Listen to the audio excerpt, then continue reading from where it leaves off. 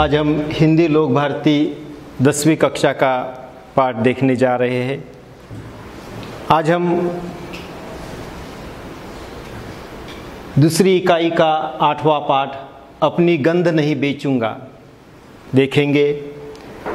यह एक गीत है और इस गीत की रचना बाल कवि बैरागी इन्होंने की है। यहाँ पर हम गीत का शीर्षक देखते हैं, अपनी गंध नहीं बेचूंगा। गंध किसकी होती है? गंध फूलों की होती है। फूल और गंध क्या रिश्ता है? तो हम इस बात को अच्छी तरह जानते हैं कि गंध फूल का गुण है, गंध फूल की पहचान है। और इतना ही नहीं, गंध फूल का स्वाभिमान है। यहाँ पर फूल कहता है अपनी गंध नहीं बेचूंगा, अर्थात अपना स्वाभिमान नहीं बेचूंगा। इस कविता के माध्यम से बाल कवि बैरागी जी ने हमें स्वाभिमान बनाए रखने का संदेश दिया है। हम पहले कवि का परिचय देखेंगे। इस गीत की रचना बाल कवि बैरागी ने की है। आपका जन्म 10 फरवरी 1931 को मध्य प्रदेश के मंदसौर ज़िले में हुआ था और देहांत 13 मई 1931 को अपने पितृ गांव में। आपका वास्तविक नाम नंदराम दास बैरागी है। आपका बचपन संघर्षमय स्थिति में गुजरा। जीवन के आरंभिक दिनों में माने बचपन में आपको काफ़ी संघर्ष करना पड़ा और इसी संघर्ष से प्रेरित होकर आपने अपने आप को साहित्य के क्षेत्र में बाल कवि बैरागी के रूप में प्रतिष्ठित किया। आप एक साहित्यकार होने के साथ साथ राजनेता भी रहे। आपने सक्रिय राजनीति में भाग लिया। आप सांसद भी रहे और आपने अपने जीवन के संघर्ष को, अपने अनुभवों को अपने साहित्य में उतारा। आपका साहित्य ओज गुण संपन्न है, माने तेजस्वी है और आपने बच्चों के लिए ढेर सारा साहित्य निर्माण किया और यही कारण है कि आपको बाल कवि की उपाधि प्राप्त हुई। आपकी प्रमुख कृतियाँ है गौरव गीत, दर्द दीवानी, ये काव्य संग्रह है। अब हम कविता की ओर रुख करते हैं। अपनी गंध नहीं बेचूंगा, यह एक गीत है और इस गीत के माध्यम से गीतकार ने फूल के स्वभाव की विशेषताएं बताई है और कहा है कि किसी भी परिस्थिति में फूल अपनी गंध नहीं बेचता, अर्थात अपना स्वाभिमान नहीं बेचता। और यहाँ पर कवि इस कविता के माध्यम से हमें भी इस बात के लिए प्रेरित करना चाहते हैं, यह संदेश देना चाहते हैं कि हम भी अपने जीवन में कभी भी अपने स्वाभिमान के साथ समझौता न करे, छोटे बड़े लालच के लिए अपने स्वाभिमान को न गवाए, अपने स्वाभिमान को न बेचे। कवि लिखते हैं, चाहे सभी सुमन बिक जाए, चाहे ये उपवन बिक जाए, चाहे 100 फागुन बिक जाए, पर मैं गंध नहीं बेचूंगा, अपनी गंध नहीं बेचूंगा। ये पंक्तियां पढ़ने के बाद ऐसा लगता है कि कोई तो यहाँ बोल रहा है, कोई तो हमसे संवाद कर रहा है। तो यहाँ पर हमसे संवाद करने वाला कौन है, बोलने वाला कौन है? तो यहाँ पर यह बात बिल्कुल स्पष्ट है कि यहाँ पर फूल हमसे संवाद कर रहा है, फूल बोल रहा है। क्या कहता है फूल? फूल कहता है, चाहे सभी सुमन बिक जाए, सुमन मतलब फूल, चाहे जहाँ के सारे फूल बिक जाए, चाहे ये उपवन बिक जाए, उपवन माने बगीचा जहाँ पर फूल खिलते हैं, चाहे 100 फागुन बिक जाए। यहाँ पर कवि ने एक हिंदी महीने का जिक्र किया है, फागुन का महीना, और फागुन के महीने को बहार का महीना भी कहा जाता है, क्योंकि इस महीने में प्रकृति में बहार आती है। यह महीना वसंत ऋतु में आता है और हम जानते हैं वसंत ऋतु एक नवचेतना का ऋतु है। इस ऋतु में प्रकृति में बहार आती है, पेड़ों पर नई पत्तियां उगती है, प्रकृति उमंग से, चेतना से भर जाती है। वसंत ऋतु बहार का ऋतु है और इसी ऋतु में फागुन का महीना आता है। फागुन के महीने में भी हम देखते हैं कि पलाश वृक्ष केसरिया रंग के फूलों से लद जाते हैं। रंगों का महीना है। हम देखते हैं कि हमारा रंगों का त्यौहार, होली का त्यौहार भी इसी महीने के अंदर आता है और इसीलिए इस महीने को बहार का महीना, रंगों का महीना कहा जाता है। तो फूल कहता है, चाहे 100 फागुन बिक जाए। जो फागुन का महीना बहार लेकर आता है, ऐसे 100 बहार के महीने क्यों न बिक जाए, लेकिन मैं अपनी गंध नहीं बेचूंगा, मैं अपनी सुगंध नहीं बेचूंगा। किसी भी स्थिति में मैं अपने स्वाभिमान को नहीं बेचूंगा। यहाँ पर हम देखते हैं कि बड़े सरल शब्दों में कवि ने फूल की बात हमारे सामने रखी है। अब यहाँ पर यह बात सिर्फ फूल के संदर्भ में नहीं है, यहाँ पर फूल के माध्यम से कवि मनुष्य से कुछ कहना चाहते हैं। फूल किसी भी हालत में, किसी भी स्थिति में अपनी गंध, जो उसकी पहचान है, जो उसका स्वाभिमान है, उसके साथ समझौता नहीं करता, उसे नहीं बेचता। तो उसी प्रकार मनुष्य को भी चाहिए कि वह किसी भी स्थिति में अपने स्वभाव, अपनी पहचान, अपने स्वाभिमान को न बेचे। कवि आगे लिखते हैं, जिस डाली ने गोद खिलाया, जिस कोंपल ने दी अरुणाई, लक्ष्मण जैसी चौकी देकर जिन कांटों ने जान बचाई, इनको पहला हक आता है, चाहे मुझको नोचे तोड़े, चाहे जिस मालिन से मेरी पंखुड़ियों के रिश्ते जोड़े, वो मुझ पर मंडराने वालों, मेरा मोल लगाने वालों, जो मेरा संस्कार बन गई, वो सौगंध नहीं बेचूंगा, अपनी गंध नहीं बेचूंगा।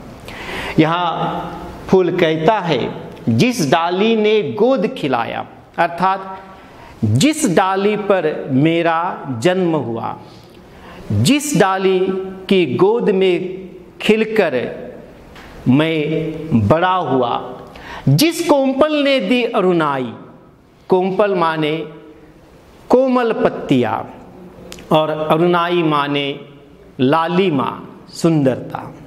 तो हम देखते हैं कि कोमपल, कोमल पत्तियाँ फूल को सुंदरता प्रदान करती है। यदि हम दो फूल हमारे सामने रखें, एक फूल पर्णहीन है और दूसरा पत्तों वाला, तो कौन सा फूल हमें अधिक सुंदर लगेगा? स्पष्ट है, पत्तों वाला।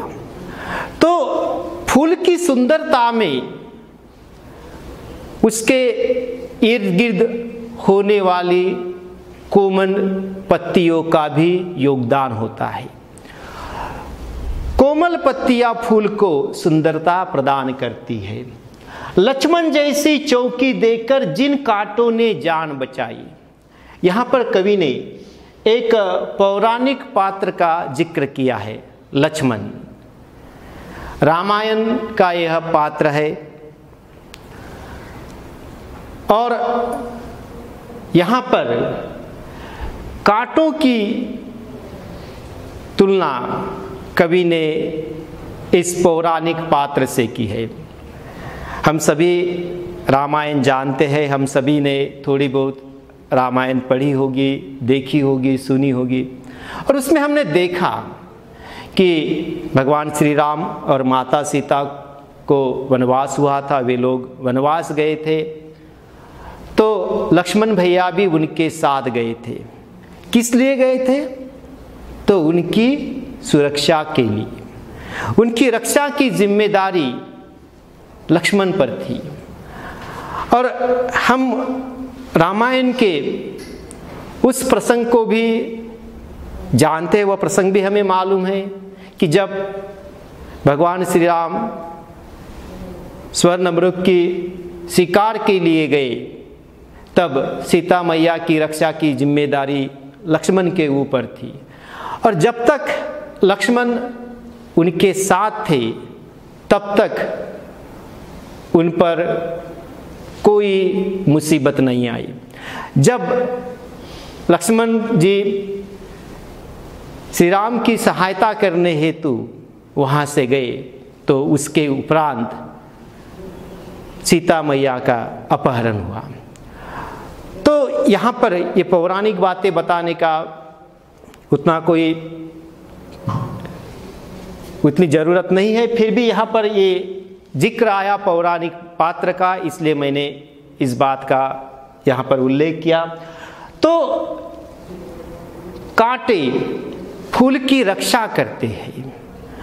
हम देखते हैं कि फूलों की सुंदरता देखने वालों को अपने ओर खींचती है, अपने ओर आकर्षित करती है, और देखने वाले की इच्छा होती है कि वो फूल, उस फूल को डाली से तोड़कर अपने पास ले ले। लेकिन हर बार ऐसा प्रयास सफल नहीं होता, क्योंकि वहाँ पर फूल की रक्षा के लिए कांटे मौजूद होते हैं। कांटे हमारा हाथ फूल तक पहुँचने नहीं देते। तो यहाँ पर कांटे फूल की जान बचाती है, और इसीलिए फूल आगे कहता है, इनको पहला हक आता है, चाहे मुझको नोचे तोड़े। यहाँ पर फूल कहता है कि डाली ने मुझे जन्म दिया, अपनी गोदी में खिलाकर बड़ा किया, कोमपल ने मुझे सुंदरता प्रदान की, और कांटों ने मेरी जान बचाए। इन सभी के मेरे ऊपर उपकार है। फूल उसके ऊपर उपकार करने वालों का स्मरण रखता है और कहता है कि मेरे जीवन पर पहला अधिकार इन्हीं लोगों का है। ये मेरे साथ कुछ भी कर सकते हैं, मुझे नोचे तोड़े, मैं ऊप तक नहीं करूंगा। चाहे जिस मालिन से मेरी पंखुड़ियों के रिश्ते जोड़े, वे मुझे किसी को भी सौंप सकते हैं। मुझे तोड़कर किसी को भी दे सकते हैं, मुझे जरा भी आपत्ति नहीं होगी। वो मुझ पर मंडराने वालों, मेरा मोल लगाने वालों, जो मेरा संस्कार बन गई, वो सौगंध नहीं बेचूंगा, अपनी गंध नहीं बेचूंगा। यहाँ पर फूल मंडराने वाले, उस पर मंडराने वाले और उसका मोल लगाने वालों को संबोधित करता है। हम देखते हैं कि फूल अपनी सुंदरता के कारण सबको अपनी ओर आकर्षित करता है और दुनिया की नज़रें फूल पर टिकी रहती है, कब मौका मिले और उसे तोड़ ले। तो ऐसे मंडराने वाली नज़रों को फूल संबोधित करता है। लोग फूलों का मोल लगाते हैं, उसकी कीमत लगाते हैं, उसकी कीमत आंकते हैं। तो उन्हें संबोधित करते हुए फूल कहता है, जो मेरा संस्कार बन गई वो सौगंध नहीं बेचूंगा। मैंने सौगंध खाई है, मैंने कसम खाई है। कौन सी कसम? अपना स्वाभिमान न बेचने की सौगंध। और वह सौगंध मेरा संस्कार बन चुकी है। मैं वह सौगंध किसी भी स्थिति में नहीं तोड़ूंगा, किसी भी स्थिति में मैं अपना स्वाभिमान नहीं बेचूंगा। तो यहाँ पर हम देखते हैं कि ये बातें फूल ने की है। फूल ने यहाँ पर जो बातें कही है, क्या वे सिर्फ फूल के लिए है? बिल्कुल नहीं। यहाँ पर कवि ने फूल के माध्यम से मनुष्य से वो बातें कही है। यहाँ पर कवि मनुष्य को संबोधित यानी कुछ बातें कहना चाहता है। कवि कहना चाहता है कि मनुष्य को हमेशा अपने माता पिता के उपकार का स्मरण रखना चाहिए। माता की कोख से उसका जन्म होता है। माँ अपनी गोदी में खिलाकर उसे बड़ा करती है। पिता उसका रक्षण करता है। माता पिता उसे काबिल बनाते हैं, उसे हर सुविधा प्रदान करते हैं। तो इसलिए मनुष्य को कभी भी अपने माता पिता के इस उपकार को नहीं भूलना चाहिए और हमेशा उन पर पूरा विश्वास करना चाहिए। मनुष्य के जीवन पर पहला अधिकार यदि किसी का है तो वह है उसके माता पिता का। और हमें इस बात को अच्छी तरह से समझना चाहिए कि कभी भी कोई भी माता पिता अपनी संतान का अहित नहीं चाहती है। हमेशा अपनी संतान का वे हित ही चाहते हैं। इसलिए वे हमारे साथ कुछ भी करें, हमें उसका विरोध नहीं करना चाहिए, क्योंकि वे जो कुछ भी हमारे साथ करते हैं वो हमारी भलाई के लिए ही होता है। वो यदि हमें किसी को सौंपते हैं तो भी वह हमारी भलाई के लिए होता है। लेकिन हम देखते हैं कि मनुष्य का स्वभाव कुछ अलग होता है। मनुष्य हमेशा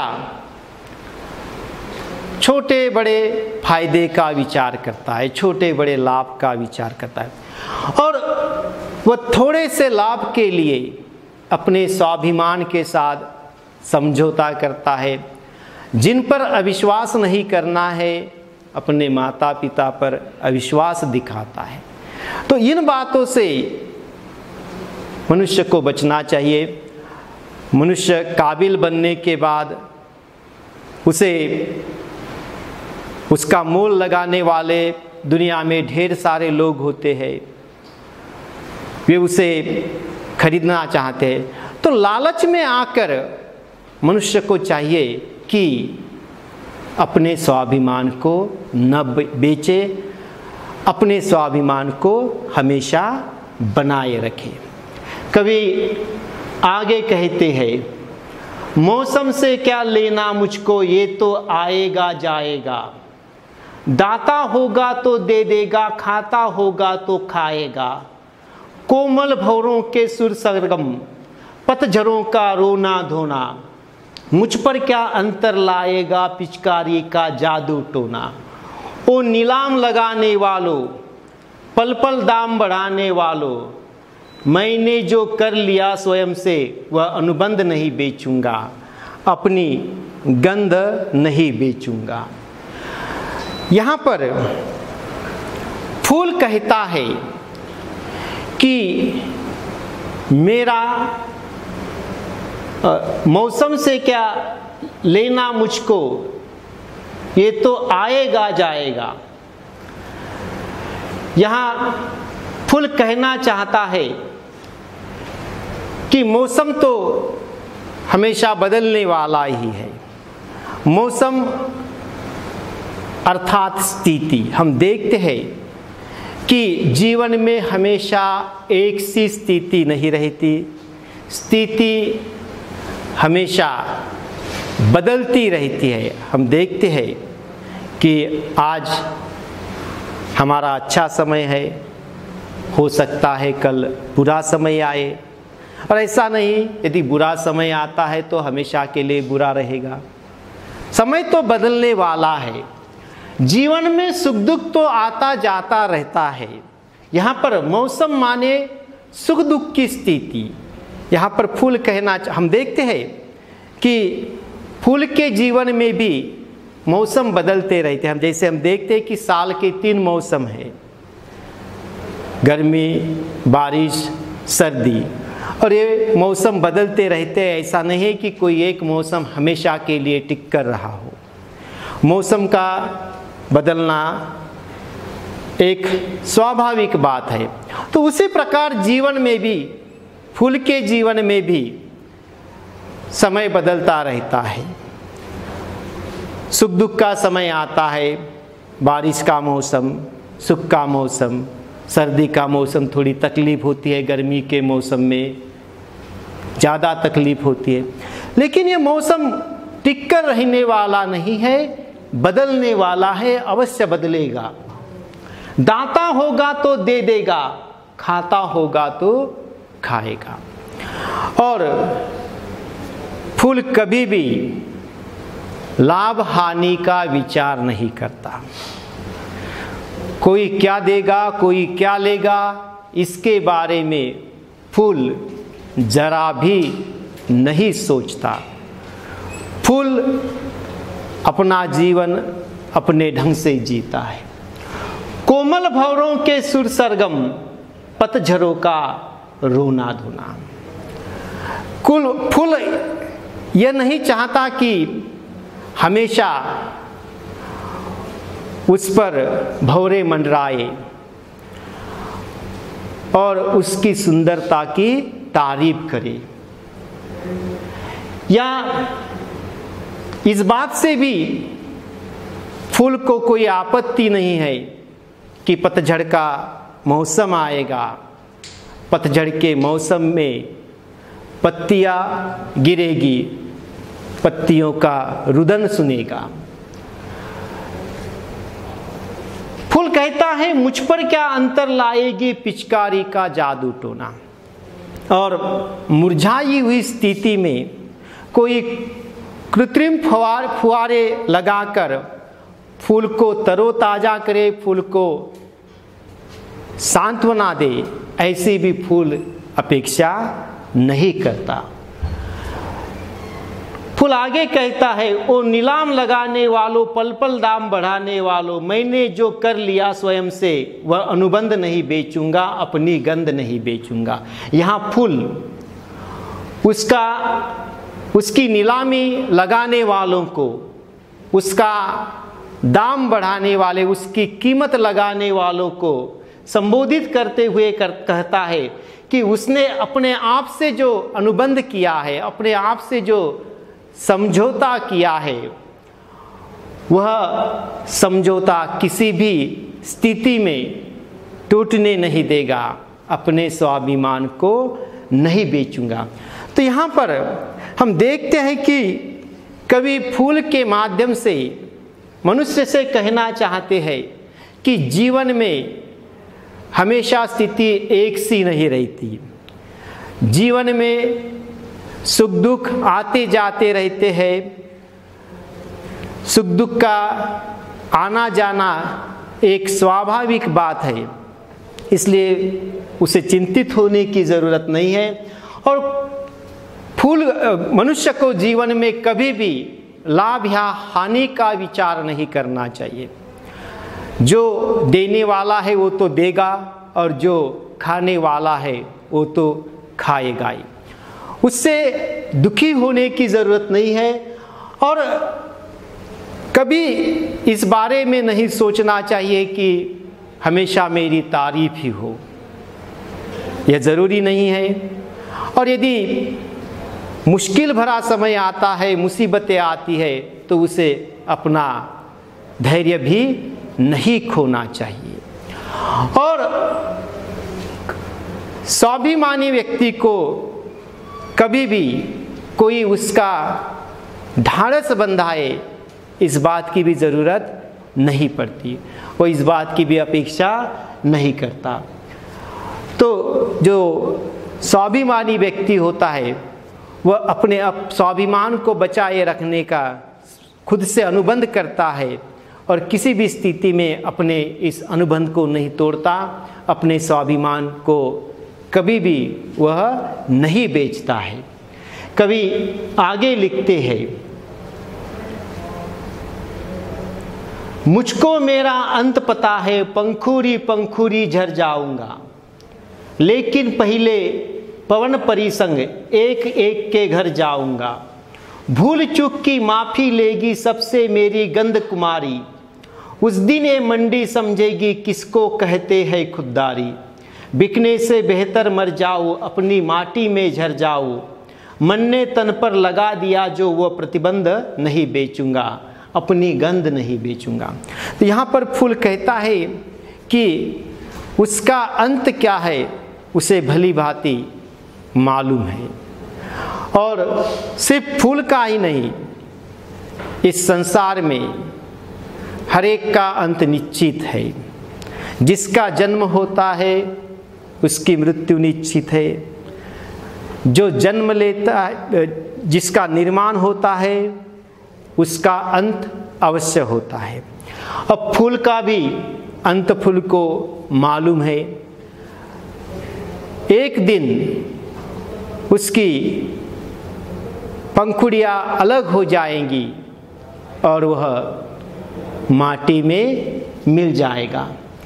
लेकिन पहले पवन परिसंग एक एक के घर जाऊंगा।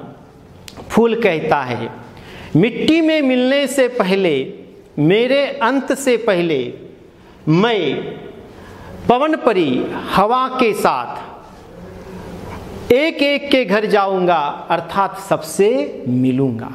मेरे अंत से पहले मैं हवा के साथ सब उड़कर जाऊंगा और सबसे मिलूंगा। भूल चूक की माफ़ी लेगी सबसे मेरी गंध कुमारी। गंध कुमारी मेरी सुगंध, मेरी सुगंध। जाने अनजाने में मैंने जो गलती की है उसकी माफ़ी लेगी। उस दिन ये मंडी समझेगी किसको कहते हैं खुददारी। मंडी माने बाजार। यहाँ पर दुनिया, उस दिन ये दुनिया सभी खुददारी किसे कहते हैं, स्वाभिमान किसे कहते हैं। बिकने से बेहतर मर जाऊँ, अपनी माटी में झर जाऊँ। फूल कहता है कि किसी भी स्थिति में मुझे बिकना मंजूर नहीं है, मैं अपनी मिट्टी में मिल जाना पसंद करूँगा, लेकिन बिकना स्वीकार नहीं करूँगा। मन ने तन पर लगा दिया जो वो प्रतिबंध नहीं बेचूंगा। मेरे मन ने अर्थात मेरी इच्छा ने मेरे शरीर पर, मेरे ऊपर जो प्रतिबंध लगाया है, अपनी गंध न बेचने का, अपना स्वाभिमान न बेचने का, उस प्रतिबंध को, उस स्वाभिमान को मैं किसी भी स्थिति में टूटने नहीं दूंगा। अब किसी भी स्थिति में अपना स्वाभिमान नहीं बेचूंगा। यहाँ कवि मनुष्य से कहना चाहते हैं कि हर एक मनुष्य का अंत निश्चित है, जिसका जन्म होता है उसकी मृत्यु निश्चित है।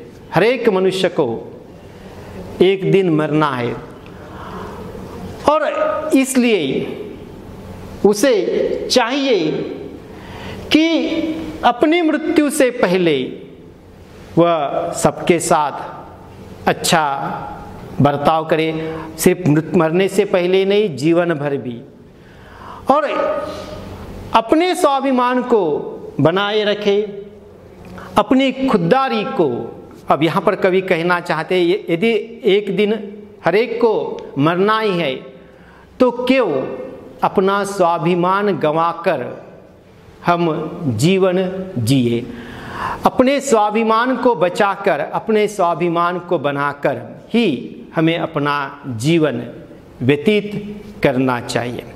तो इस प्रकार यहाँ पर हमने कविता का सरल अर्थ देखा है। अब हम देखते हैं कि इस कविता से कवि ने हमें बड़ा महत्वपूर्ण संदेश दिया है। कवि हमसे कहना चाहते हैं कि मनुष्य के जीवन में स्वाभिमान का बहुत महत्व है। स्वाभिमान मनुष्य का एक महत्वपूर्ण गुण है और जिसके अंदर स्वाभिमान नहीं होता उसका कोई अस्तित्व नहीं होता। वह जीवित होकर भी मृत होता है। इसलिए इस कविता के माध्यम से, फूल के माध्यम से कवि हमें इस बात का संदेश देना चाहते हैं कि हमें जीवन में कभी भी अपने स्वाभिमान के साथ समझौता नहीं करना चाहिए। तो यहाँ पर हमारी यह कविता संपन्न होती है। अब आपके लिए मैं स्वाध्याय देता हूँ। यहाँ पर आपको कविता का भावार्थ लिखना है और कुछ बातें मैं कविता के बारे में संक्षेप में बताना चाहता हूँ। यहाँ पर कवि ने कविता में तुकांत शब्दों की योजना की है।